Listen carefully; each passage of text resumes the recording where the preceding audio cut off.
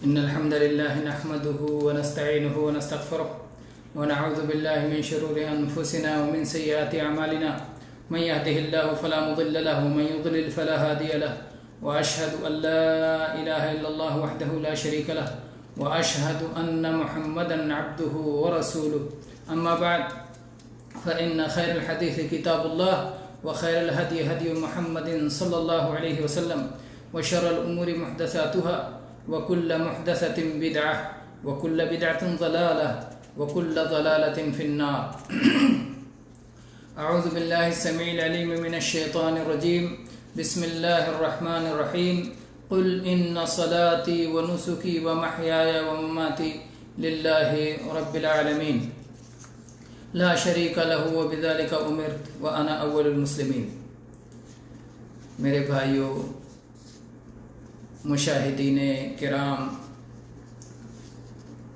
आज इस वक्त इंशाअल्लाह हम इस मौजू पर गुफ्तगू करेंगे कि दुनिया में जो एक वबा से तमाम लोग परेशान हैं, कोरोना वायरस, क्या कोरोना वायरस का मसला दीन का मसला है? क्या उलमाए दीन को इस मसले में बोलना चाहिए या नहीं बोलना चाहिए? बहुत सारे लोग कहते हैं कोरोना वायरस का मसला ये मेडिकल का मसला है, तिब का मसला है, उलमाए तिब को इस सिलसिले में बोलना चाहिए। उलमाए दीन क्यों इस मसले में बोलते हैं? उलमाए दीन को कोरोना वायरस के मसाइल में बोलने की क्या ज़रूरत है?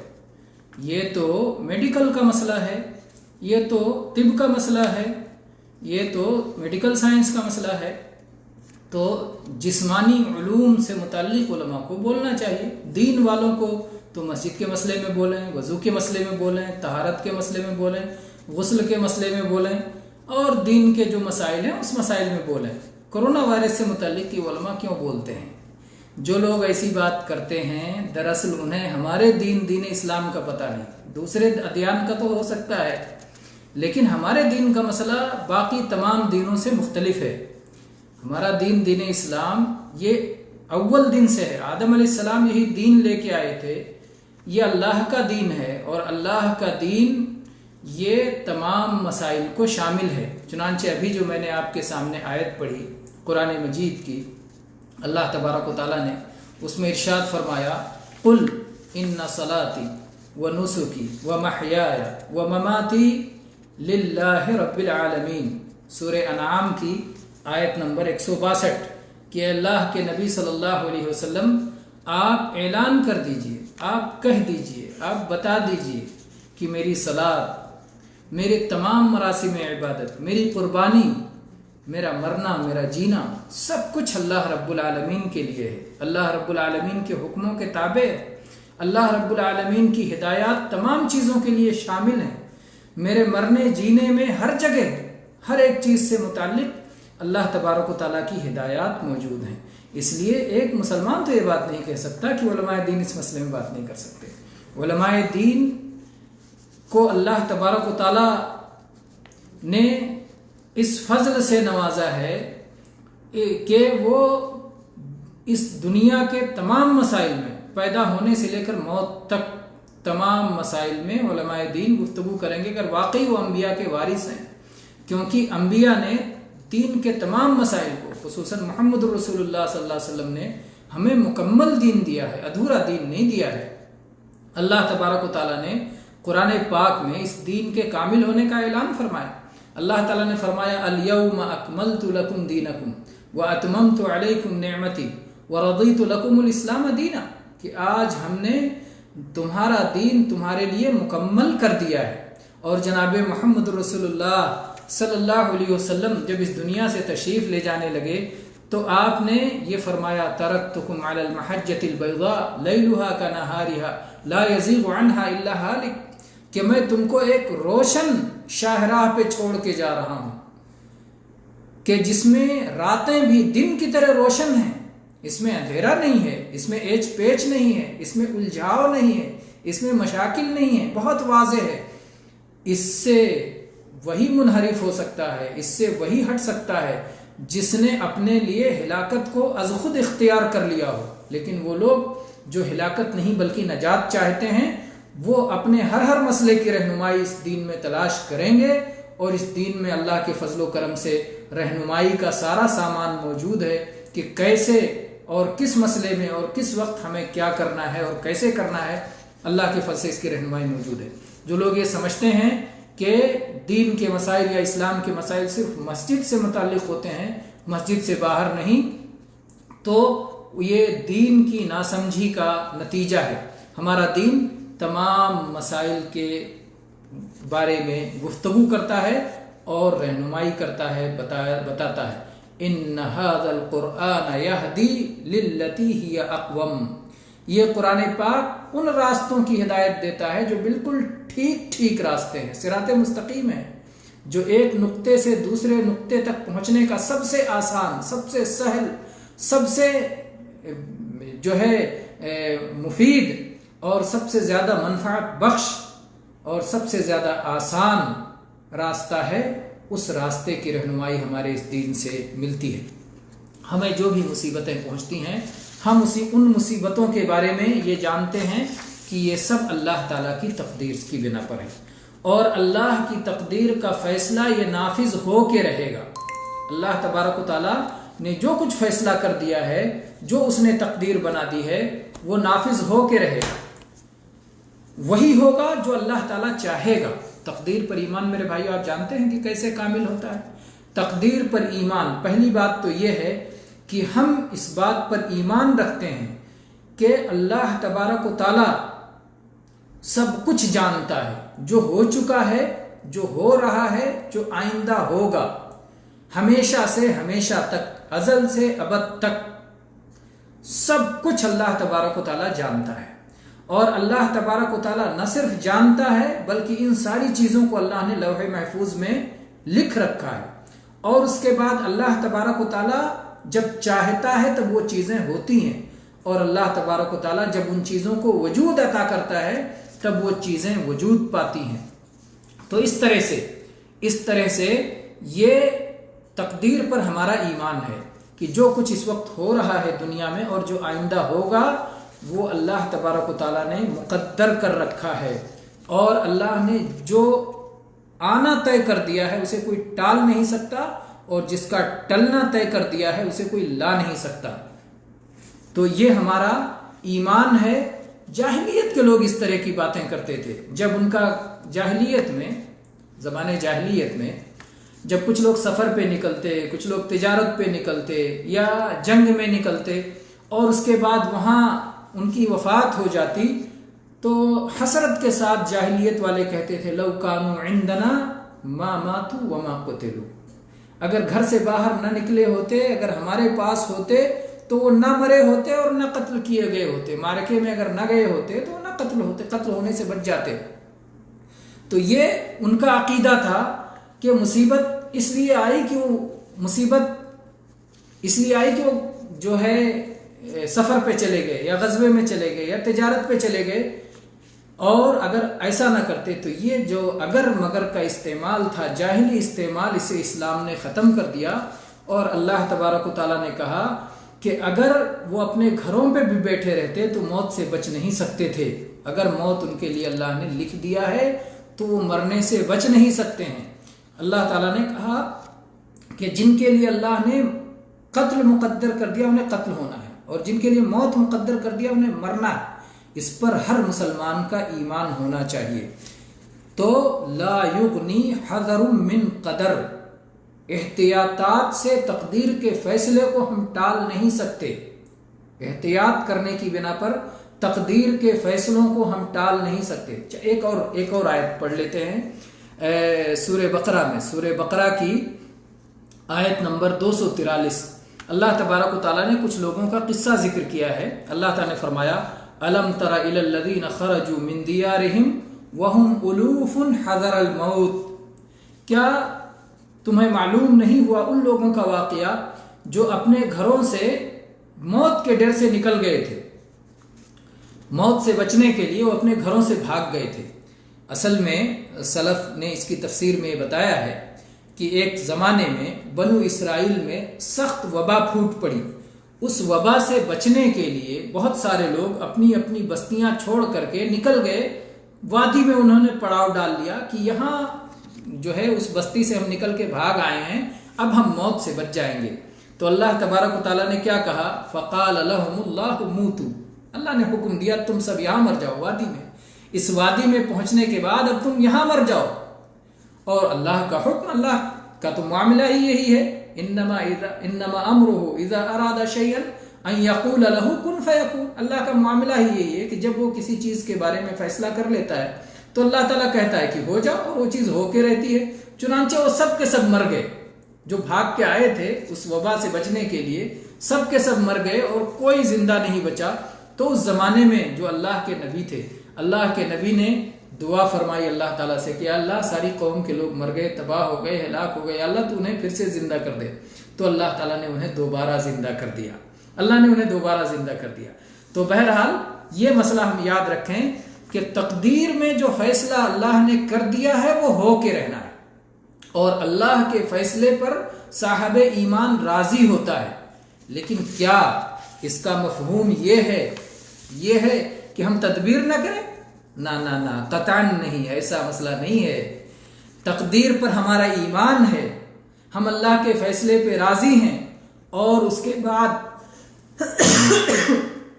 इसका मतलब हम ये नहीं समझते कि हम तदबीर न करें, नहीं, हम असबाब ना अपनाएं, नहीं, हमें असबाब अपनाने का हुक्म दिया गया है, हमें तदबीर अपनाने का हुक्म दिया गया है। और चुनांचे इस सिलसिले में सलफ और अइम्मे दीन की वजाहतें मौजूद हैं। और आप देखें उमर रजी अल्लाह अन्हु का वाक़या, उमर रजी अल्लाह अन्हु मुल्क शाम की तरफ निकले, जंग के लिए जा रहे थे, और शाम में वहां वबा फैल गई। जब सरग नामी मकाम पर पहुंचे तो वहां पर आपके लश्करों ने आके आपको बताया कि शाम में इस वक्त वबा फैली हुई है, ताउन फैला हुआ है, वहां नहीं जाना चाहिए। उमर रजी अल्लाह अन्हु ने सारे लोगों को इकट्ठा किया और मशवरा किया। उसमें अबू उबैदा बिन जर्राह रजी अल्लाह अन्हु भी थे। उमर रजी अल्लाह अन्हु को यह मशवरा पसंद आया कि हमें यहाँ से लौट जाना चाहिए और उस बस्ती में नहीं दाखिल होना चाहिए जहां पर यह वबा फैली हुई है, नहीं जाना चाहिए उस बस्ती। अबू उबैदा रजी अल्लाह अन्हु ने कहा, अफिरार मिन क़दरिल्लाह, अल्लाह की तकदीर से आप भागते हैं। उमर रजी अल्लाह अन्हु ने क्या शानदार जवाब दिया, कहा कि काश ये बात आपके सिवा किसी और ने कही होती। आप जैसा समझदार, आप जैसे नबी सल्लल्लाहु अलैहि वसल्लम के करीब रहने वाले सहाबी और इल्म फहम रखने वाले सहाबी कैसे इसी बात कहते हैं, नफिर्रु मिन क़दरिल्लाह इला क़दरिल्लाह, अल्लाह की तकदीर से अल्लाह की तकदीर ही की तरफ भागते हैं। एक मिसाल से आप समझें, अगर आप सेहरा में जा रहे हैं और अपने जानवरों को आप ऐसी जगह पे छोड़ते हैं जहां पे घास है, तो आप अल्लाह की तकदीर के मुताबिक ही उन्हें छोड़ते हैं। और आप अपनी जानवरों को ऐसी जगह पे छोड़ते हैं जहां घास नहीं है, तो भी अल्लाह की तकदीर से आप छोड़ रहे हैं। इसलिए कि अल्लाह की रुए जमीन पर अल्लाह की तकदीर के बगैर कुछ तो होता नहीं है। अल्लाह सब कुछ जानता है, सब कुछ लिख रखा है, अल्लाह जो चाहता है वही होता है। अल्लाह ताला जिस चीज को वजूद बख्शता है वही चीज वजूद पाती है। कोई चीज खुद ब खुद न वजूद पाती है, न अल्लाह की मशीयत के बगैर कुछ होता है। तो हम जो कुछ करेंगे अल्लाह की तकदीर ही से करेंगे, लेकिन हमें अल्लाह के हुक्म पे चलना है और उस चीज को इख्तियार करना है जिसमें हमारे लिए खैर है, जिसमें हमारे लिए बेहतरी है। तो इसका कतअन मतलब नहीं होता तकदीर पर ईमान का कि हम तदाबीर न इख्तियार करें, एहतियातात न इख्तियार करें। लेकिन क्या अगर हम इन एहतियातात को इख्तियार कर लेंगे, लेकिन क्या अगर हम इन तदबीरों को इख्तियार कर लेंगे, तो क्या तदबीरों के इख्तियार करने की बिना पर हम तकदीर से बच जाएंगे, हम मौत से बच जाएंगे, या तकदीर टल जाएगी? नहीं मेरे भाई, नहीं होगा वही जो अल्लाह चाहेगा।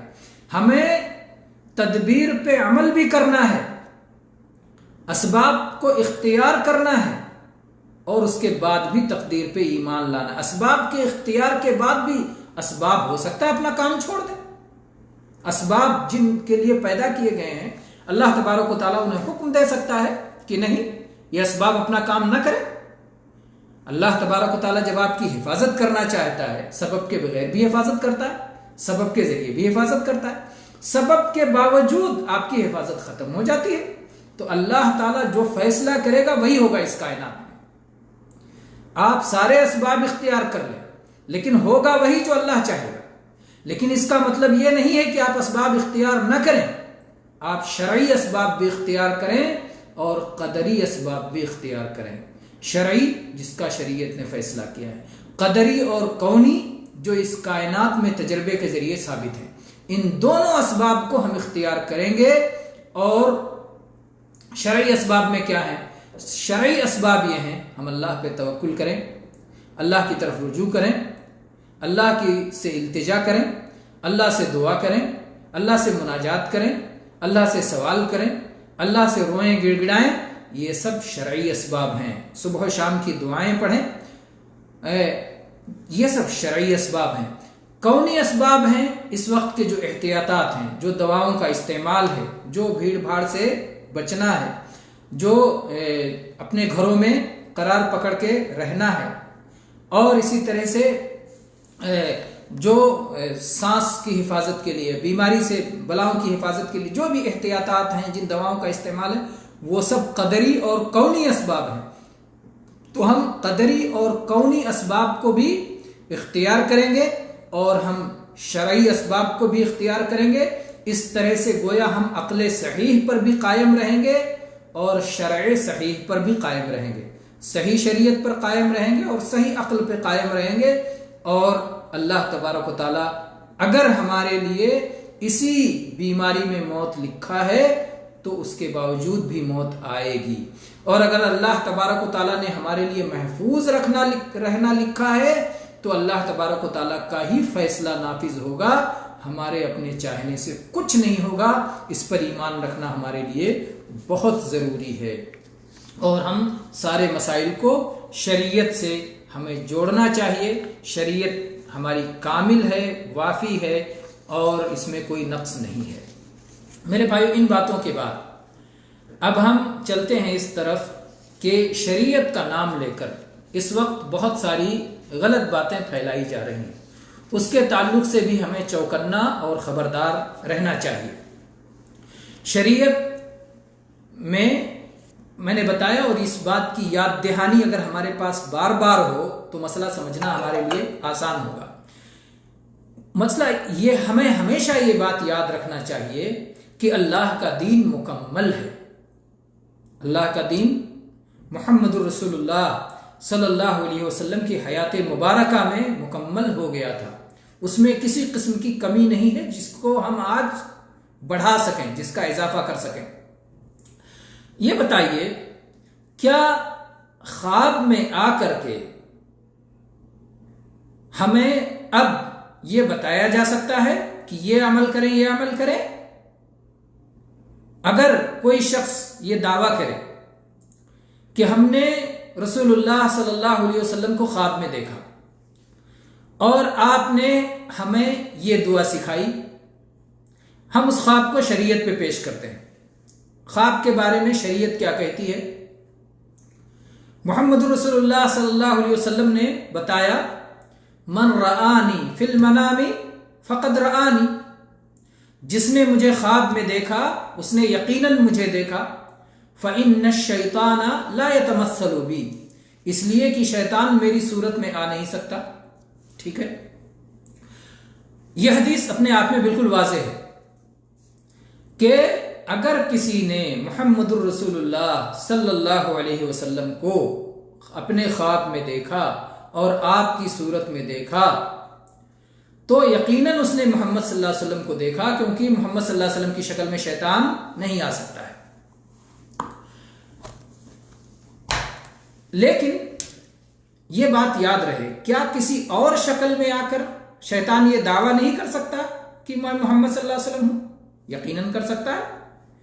शैतान दूसरी शक्ल में आता है जो मोहम्मद सल्लल्लाहु अलैहि वसल्लम की शक्ल नहीं है और झूठे तौर पर यह वहम दिलाता है, यह बताने की कोशिश करता है कि मैं मोहम्मद सल्लल्लाहु अलैहि वसल्लम। तो क्या ऐसा भी नामुमकिन है? ऐसा हो सकता है? शैतान तो झूठा है ही। अब अगर कोई शख्स कहे कि मैंने मोहम्मद सल्लल्लाहु अलैहि वसल्लम को ख्वाब में देखा, तो उससे पूछिए मोहम्मद सल्लल्लाहु अलैहि वसल्लम कैसे थे। अगर वो मोहम्मद सल्लल्लाहु अलैहि वसल्लम का जो हुलिये मुबारक था, जो अहादीस पाक में मौजूद है, आप सल्लल्लाहु अलैहि वसल्लम का जो हुलिये मुबारक सीरतुन नबी में मौजूद है, उसके मुताबिक अगर वो बताता है और कहता है कि हाँ मोहम्मद सल्लल्लाहु अलैहि वसल्लम ऐसे और ऐसे थे, जो हुलिया आपका आया है, सीरतुन नबी पढ़िए, हदीस पढ़िए। मैं चंद मिसालें देता हूं जिससे आप चेक कर सकते हैं। उससे पूछिए नबी करीम सल्लल्लाहु अलैहि वसल्लम की दाढ़ी कैसी थी, मुबारक दाढ़ी कैसी थी आपकी।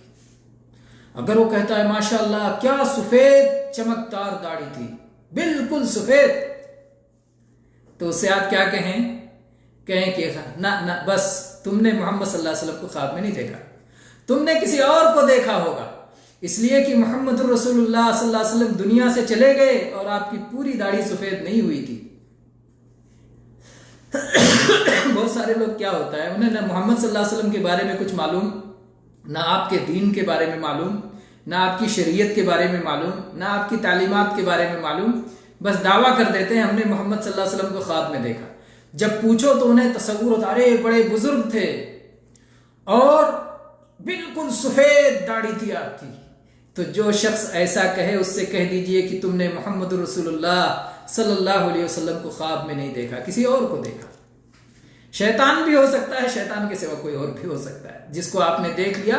बहरहाल मोहम्मद रसूलुल्लाह सल्लल्लाहु अलैहि वसल्लम को अगर मोहम्मद रसूलुल्लाह सल्लल्लाहु अलैहि वसल्लम की सूरत में किसी ने देखा तभी आपको देखा, वरना शैतान हो, झूठा दावा नहीं कर सकता है, किसी हदीस में नहीं है। अल्लाह के नबी ने फरमाया मेरी सूरत में शैतान नहीं आ सकता, फ़इन्न शैतान ला यतमस्सलु बी, शैतान मेरी सूरत में नहीं आ सकता। एक हो गया पहचानने का तरीका कि उससे पूछे नबी सल्लल्लाहु अलैहि वसल्लम की दाढ़ी कैसी थी। नबी सल्लल्लाहु अलैहि वसल्लम की दाढ़ी में सिर्फ 20-21 बाल सफेद थे, बस बाकी सब आपके बाल काले थे, दाढ़ी के बाल काले थे। दूसरी पहचानने का दूसरा तरीका, दूसरा सवाल, आप उससे एक और सवाल करें, अल्लाह ये बताओ कि अल्लाह के नबी सल्लल्लाहु अलैहि वसल्लम क्या पहने थे, पैजामा पहने थे, तोप और पैजामा, कुर्ता पैजामा। अगर उसने बताया कि आप पैजामा पहने थे तो कह दीजिए नबी सल्लल्लाहु अलैहि वसल्लम को तुमने नहीं देखा, इसलिए कि नबी करीम सल्लल्लाहु अलैहि वसल्लम ने अपनी पूरी जिंदगी में कभी पैजामा नहीं पहना। आप इजार पहनते थे, लुंगी पहनते थे, पैजामा आपने पहना नहीं। तो जो इस तरह का दावा करे पैजामा या पैंट का, तो कह दीजिए कि तुमने मोहम्मद सल्लल्लाहु अलैहि वसल्लम को नहीं देखा, इसलिए कि मोहम्मद सल्लल्लाहु अलैहि वसल्लम को आपकी सूरत में देखना है। एक चीज और मिसाल बताता हूं, अगर कोई शख्स ये दावा करे, कहे कि मैंने मोहम्मद सल्लल्लाहु अलैहि वसल्लम को देखा, तो उससे आप कहिए कि अच्छा ये बताओ कि मोहम्मद सल्लल्लाहु अलैहि वसल्लम का पेट बाहर को निकला हुआ था, तोंद कैसी थी। अगर कहे माशाअल्लाह क्या खूबसूरत तोंद थी आपकी, तो उससे कहो कि तुमने मोहम्मद सल्लल्लाहु अलैहि वसल्लम को नहीं देखा, इसलिए कि मोहम्मद सल्लल्लाहु अलैहि वसल्लम का सीना बाहर था, पेट अंदर था, आपको तोंद नहीं था, आपका पेट बाहर नहीं निकला हुआ था, आपका सीना बाहर था, पेट अंदर था। तो ये 2-3 निशानियां हैं जिससे आप पहचान सकते हैं कि शैतान ख्वाब में आकर के कुछ कह रहा है या वाकई मोहम्मद रसूलुल्लाह सल्लल्लाहु अलैहि वसल्लम का दीदार हुआ है।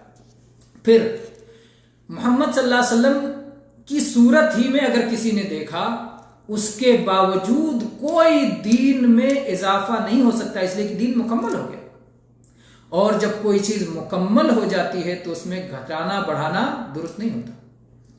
एक गिलास में पानी भर दें, पानी भर के मुकम्मल हो जाए, अब उसमें आप कुछ डालेंगे तो कुछ पानी बाहर निकल जाएगा। तो मुकम्मल चीज में जब इजाफा किया जाता है तो कुछ ना कुछ निकल जाता है। इसीलिए अब्दुल्ला इब्न अब्बास रज़ियल्लाहु अन्हु फरमाते हैं कि मबतदा कौमुन बिदअतन इल्ला व खरज मिन सुन्नतिहिम मिसलहा, कि जब कोई कौम कोई बिदअत ईजाद करती है तो उसी तरह सुन्नत निकल जाती है, इसलिए कि दीन तो मुकम्मल है। मुकम्मल दीन में अगर कोई शख्स किसी तरह भी इजाफा करेगा तो कुछ ना कुछ सुन्नत निकल जाएगी, कुछ ना कुछ सुन्नत बाहर हो जाएगी। इसलिए ख्वाब के जरिए से या और किसी तरह का वाक़या, अजीब अजीब इस वक्त खुराफात फैलाने के लोगों ने, कोरोना वायरस से बड़ा वायरस है मेरे भाइयों, ज्यादा खतरनाक वायरस है जो हमारे दीन को खराब करने पर लगा हुआ है। कोरोना वायरस से क्या होगा, ज्यादा ज्यादा मौत हो जाएगी, जिस्म और जान की तबाही हो जाएगी, जिस्म और जान की तबाही। लेकिन दीन और ईमान की तबाही ये कोरोना वायरस से बड़ी तबाही है, ये ज़्यादा ख़तरनाक है। इसलिए अपने तौहीद की हिफाजत करें, अपनी सुन्नत की हिफाजत करें, इस्लामी शरीयत की हिफाजत करें, बिदात से दूर रहें, शिर्क से दूर रहें, कुफ्र से दूर रहें, निफाक से दूर रहें। समझें बातों को, गलत चीज़ों से दूरी बना के रखें, ख़ासतौर से दीनी मसाइल को बहुत अच्छी तरह से समझें। कोई कुछ दावा कर रहा है, फला हो गया, चांद उल्टे नजर आ गया, वो लड़का पैदा हुआ है बूढ़े शक्ल में और कह के गया है कि फला फला काम करो, कोई फला शख्स मरते मरते ये दुआ सिखा गए हैं। ये सब नहीं होता, हमारा दीन मुकम्मल है। कुरान की आयत दिखाओ, इतूनी बिआयतिन मिन किताबिल्लाह औ बिहदीसिन मिन सुन्नत रसूलिल्लाह। कुरान पाक की कोई आयत दिखाओ या रसूलुल्लाह सल्लल्लाहु अलैहि वसल्लम की कोई हदीस और सुन्नत दिखाओ, तब हम मानेंगे, इसके बगैर हम मानने वाले नहीं हैं। जब ये आप अकीदा रखेंगे तब आपको कोई गुमराह नहीं कर पाएगा, लेकिन जब ये अकीदा नहीं रहेगा तो गुमराह हो जाएंगे, कोई भी कुछ भी सिखा के पढ़ा के चला जाएगा।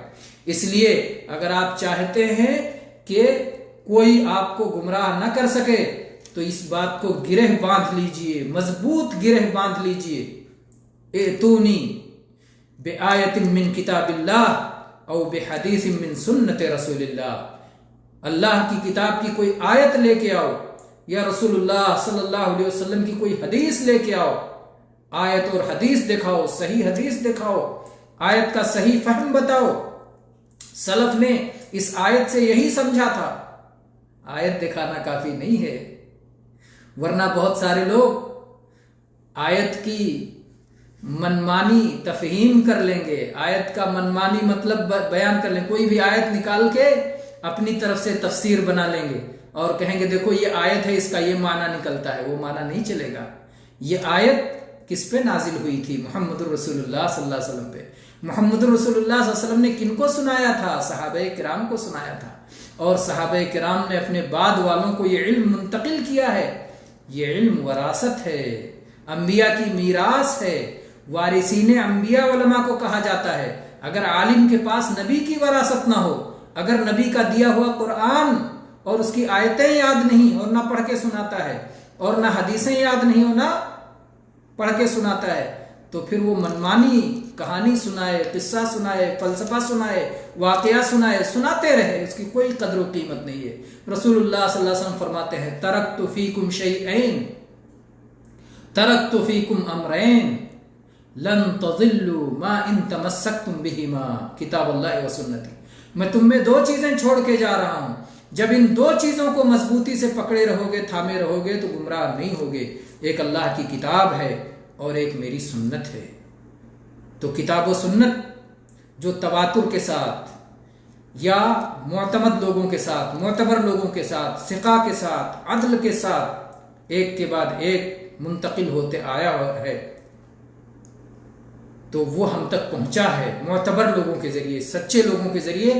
उस पर जब हम कायम रहेंगे तो हक पे कायम रहेंगे और हक से मुनहरिफ होने से बचे रहेंगे।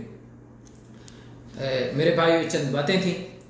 अल्लाह तबारक व तआला से दुआ है कि अल्लाह तबारक व तआला आप सबकी आमद को, आप सबकी शिरकत को, आप सबकी इस मजलिस में इकट्ठा होने को कबूल फरमाए, और अल्लाह तबारक व तआला हमें आइंदा भी इस बात की तौफीक दे कि हम इस तरह खैर की मजलिस में हाजिर हों और इस खैर को और दुनिया में आगे तक पहुँचाएँ। मेरे भाइयों, जैसा कि बार बार हम इस बात का ऐलान करते रहे हैं कि इंशाअल्लाह ताला ये दर्स हमारा हर दिन जारी रहेगा, सिवाय जुमा और शनिचर। 2 दिन जुमा और शनिचर छोड़ करके इतवार के दिन, सोमवार के दिन, मंगलवार के दिन, बुधवार के दिन और जुमेरात के दिन, ये तमाम अय्याम हफ्ते में 5 दिन इंशाअल्लाह 4 बजे से 4:30 बजे तक हमारा ये दर्स होगा। आप सबसे गुजारिश है कि आप सब इस दर्स में शिरकत करें, इस दर्स से लोगों को जोड़ें, इसके ज़रिए से खैर को आम करें, तौहीद की दावत को आगे फैलाने में हमारा हाथ बटाएं, फ़रोग़ दीन में हिस्सा लें और हर तरह की जहालत का, बिदआत का, खुराफात का ख़ात्मा करने में आपसे अपनी जो कोशिश हो सकती है, उन सारी कोशिश को, उन सारी मेहनतों को बरूए कार लाएं अल्लाह तबारक व तआला हमसे ये अमल कबूल फरमाए और हमें हक़ के मामले में बढ़ चढ़ करके आगे रहने की तौफीक अता फरमाए। अल्लाह तबारक व तआला हम सब की हर तरह के शर से, हर तरह की आफत से, हर तरह की बला से अल्लाह हिफाजत फरमाए। ये पूरी कायनात ये अल्लाह की पैदा की हुई है और अल्लाह के हुक्म से आगे नहीं जा सकती। अल्लाह तबारक व तआला जो चाहेगा वही अल्लाह की इस कायनात में होगा। अल्लाह तबारक व तआला से दुआ है कि अल्लाह तमाम अहले ईमान के सिलसिले में तो ये फ़ैसला फरमा दे, तो उनकी हिफाजत का इंतज़ाम कर दे। और अगर किसी की मौत इसमें मुक़द्दर ही है तो अल्लाह ईमान पे उसको मौत आए, ताकि आखिरत उसकी बर्बाद ना हो और वो तेरे पास पहुँचे तो तू उससे राज़ी हो और तू उसे जन्नत में जगह अता फरमाए। आमीन व आखिरु दावाना अनिल हम्दुलिल्लाहि रब्बिल आलमीन। अक़ूलु क़ौली हाज़ा व अस्तग़फ़िरुल्लाह ली व लकुम मिन कुल्लि ज़ंब फ़स्तग़फ़िरूहु इन्नहु हुवल गफ़ूरुर रहीम। मेरे भाई, अगर किसी भाई के जहन में कोई सवाल है, कोई चीज़ लिखना चाहते हैं, पूछना चाहते हैं, तो इंशाअल्लाह हम थोड़ा सा वक्त सवालात के लिए भी देंगे। जो भाई मौजूद हैं इस वक्त, बहुत सारे भाई जो देख रहे हैं, अल्लाह ताला जज़ाए खैर दे। अगर किसी भाई के जहन में कोई सवाल है, कुछ लिखना चाहते हैं, कुछ पूछना चाहते हैं, किसी तरह के अपने इश्काल को दूर करना चाहते हैं, खुसूसन दर्स से मुताल्लिक़ कोई सवाल है, तो उसे आप लिखें और हम इंशाअल्लाह उस सवाल का जवाब और उस इश्काल को दूर करने की कोशिश करेंगे, उस शुबहे को ज़ायल करने की कोशिश करेंगे, उस मसले की वजाहत करने की हम पूरी कोशिश करेंगे। अगर आपके जहन में कोई ऐसी चीज़ है तो आप उसे कमेंट बॉक्स में लिख सकते हैं। अल्हम्दुलिल्लाह, इसका मतलब दर्स मफ़हूम है, दर्स समझ में आ गया है, इस दर्स से मुताल्लिक़ कोई सवाल नहीं है। इंशाअल्लाह फिर कल 4 बजे हम सब की मुलाकात होगी। अल्लाह ताला इस मुलाकात को खैर व बरकत का ज़रिया बनाए। आमीन। वल्हम्दुलिल्लाहि रब्बिल आलमीन व सल्लल्लाहु अला नबीना।